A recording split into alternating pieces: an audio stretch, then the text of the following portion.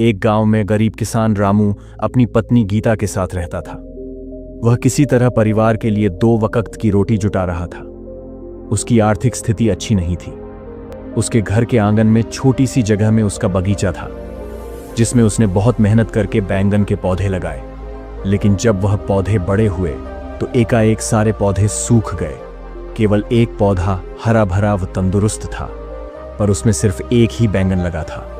रामू ने अपनी पत्नी से कहा, भाग्यवान, बेचने लायक तो कुछ है नहीं, केवल एक ही बैंगन है। तुम इस बैंगन को घर में ही पका लो, आज हम दोनों साथ बैठकर खाएंगे। पत्नी रसोई में गई। जैसे ही उसने बैंगन काटने के लिए चाकू उठाया और बैंगन को काटना शुरू किया, तभी एक अजीब सी आवाज आई।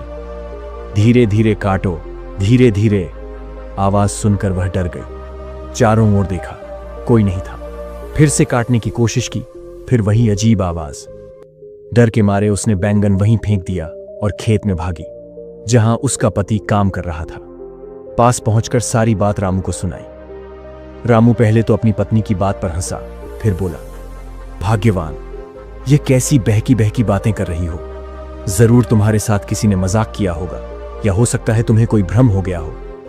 पत्नी बोली, नहीं जी, मैं आपको सच बोल रही हूं, यही सच है। यदि आपको मेरी बातों पर विश्वास नहीं है तो खुद चलकर देख लो। उसके बाद दोनों तुरंत घर लौटे। रामू ने बैंगन उठाया और जैसे ही काटना चाहा, वही आवाज रामू को भी सुनाई, धीरे धीरे काटो। अब रामू और उसकी पत्नी दोनों हैरान थे। रामू बोला, भाग्यवान, सुना तुमने? ये कैसे संभव हो सकता है? भला एक बैंगन बोल कैसे सकता है?